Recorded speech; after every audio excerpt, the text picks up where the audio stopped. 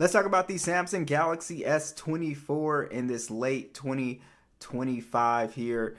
And we are on the latest security patch, the October security patch. And yeah, guys, this phone is so impressive and it's come down in price even more. It's legit one of the best phones you could buy right now.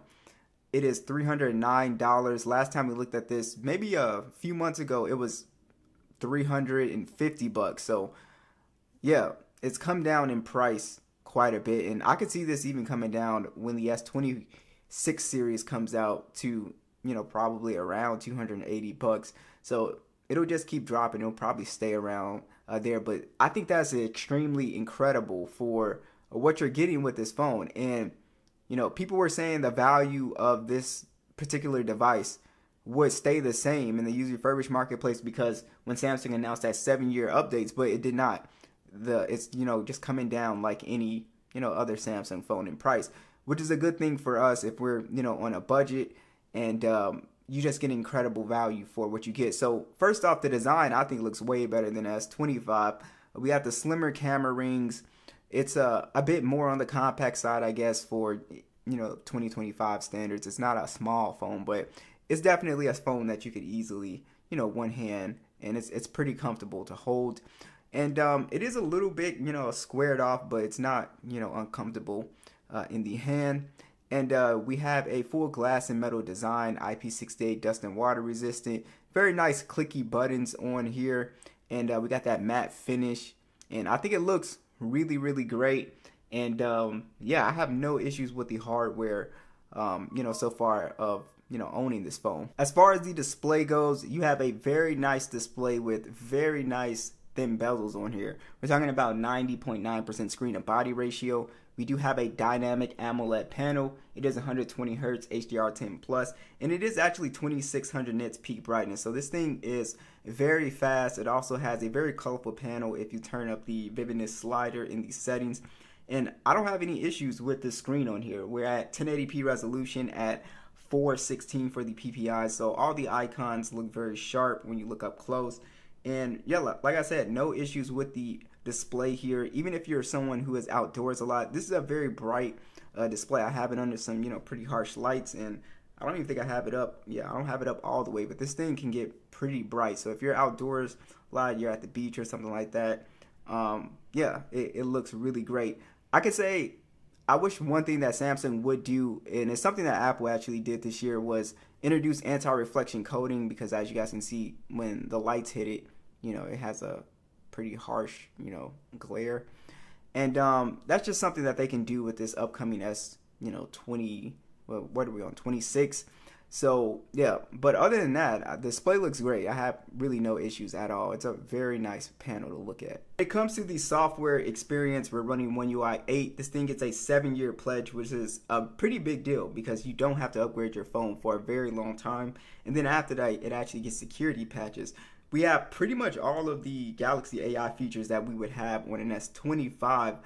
So the Now Brief is here, and Audio Eraser, and basically everything else. The updated Gemini is here. It works extremely well. And of course, we have our circle to search. So the AI features are here. The object eraser is here. So again, software wise, there's no difference from this phone to an S25. And it's been a very good experience. It's been extremely fast. And I guess we could talk about the processor here. This is probably the best thing about this phone at this price point. This phone has a Snapdragon 8 Gen 3. And overseas, I believe we have an Exynos 2400, which is definitely an inferior chipset. So if you can get this, processor, I would definitely get it. But as you guys can see, you're getting some very good performance here when it comes to Geekbench, and this will carry over to basically everything you do on this phone. If you go to our 3D Mark here, you can also see we're getting solid performance here at around almost 25 frames. If you are a gamer, this phone again is extremely good at gaming, guys. So we're not getting any overheating problems. We could play Call of Duty like perfectly fine, and we can also play PUBG 120 frames. We can play emulators without any issues. So we're getting a lot of power, honestly, because this has the same processor, of course, as an S24 Ultra. So we're getting the same power as an Ultra phone for, you know, $300, and it's a really good experience. You know, I personally prefer to like to game on the like smaller screen, but yeah, guys, if you are into mobile gaming, and it's just not mobile gaming, it's video editing. It does a really great job with that, being able to export videos in a timely fashion. So I just think the performance is just top notch. So we do have the Gen 3. We have 128 gigs of internal storage. This actually has 8 gigs of RAM. And it still performs pretty well. So I haven't really noticed a issue with that. Multitasking is still pretty decent on here. Check out these speakers at max volume.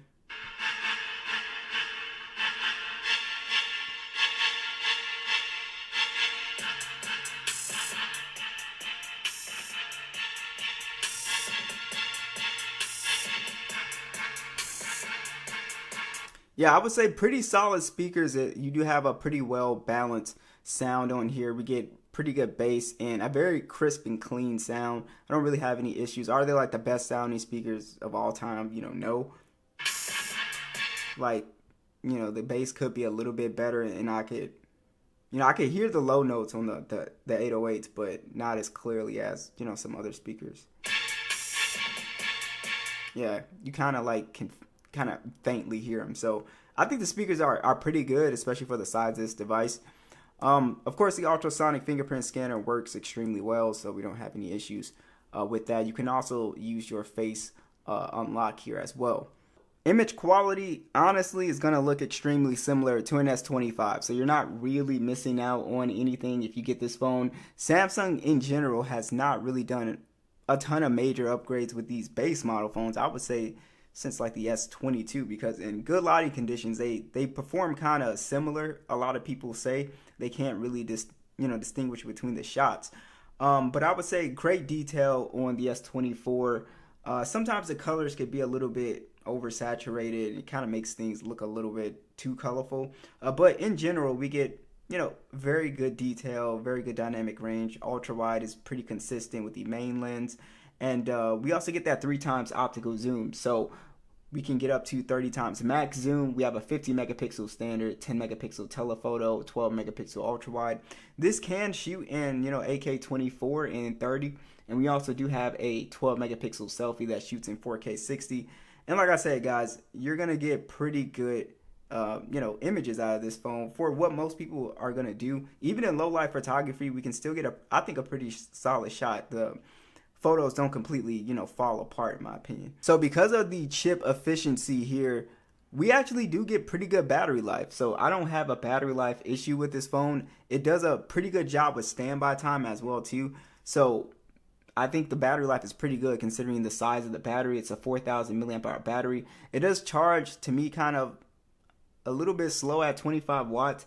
It does have wireless charging, but it is only, you know, just Qi wireless charging. And it does have reverse wireless charging as well too.